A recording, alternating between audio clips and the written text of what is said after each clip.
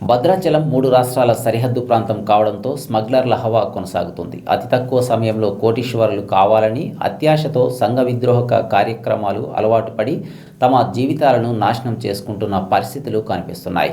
ముఖ్యంగా భద్రాచలం మీదుగా ఎంతో విలువైన కల్ప, గంజాయి ఇవి కాకుండా అమాయకులను టార్గెట్ చేస్తూ పురాతన నాణ్యాలు, పురాతన విగ్రహాలు తదితర స్మగ్లింగ్ చేయడానికి టెంపుల్ టౌన్ భద్రాచలం అనువుగా మారింది. స్వామీజీల ముసుగులో 1,20,00,000 రూపాయల గంజాయిని అక్రమంగా తరలిస్తూ పోలీసులకు పట్టుబడిన సంఘటన భద్రాచలంలో చోటు చేసుకుంది. ఇందుకు సంబంధించిన వివరాలు పోలీసులు వెల్లడించారు. ప్రజలకు నమస్కారాలు. ఈరోజు 484 కిలోల ఎండు గంజాయి పట్టుకోవడం జరిగింది.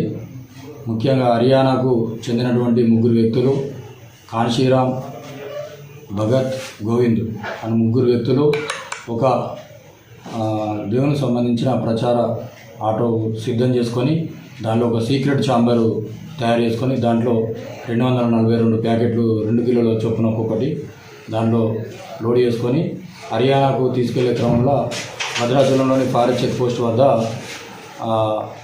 మా ఎస్ఐలు, పోలీస్ సిబ్బంది జనరల్ చెకింగ్లో భాగంగా చెక్ చేయగా అనుమానం వచ్చి క్షుణ్ణంగా తనిఖీ చేయగా దానిలో గంజాయి లభ్యమైంది. వీళ్ళు హర్యానాలో తీసుకెళ్ళి హర్యానాలో ఒక బల్వాన్ అనే వ్యక్తి ఉంటాడు. ఆ బల్వాన్ అనే వ్యక్తికి అప్పగించడానికి తీసుకెళ్తున్నారు.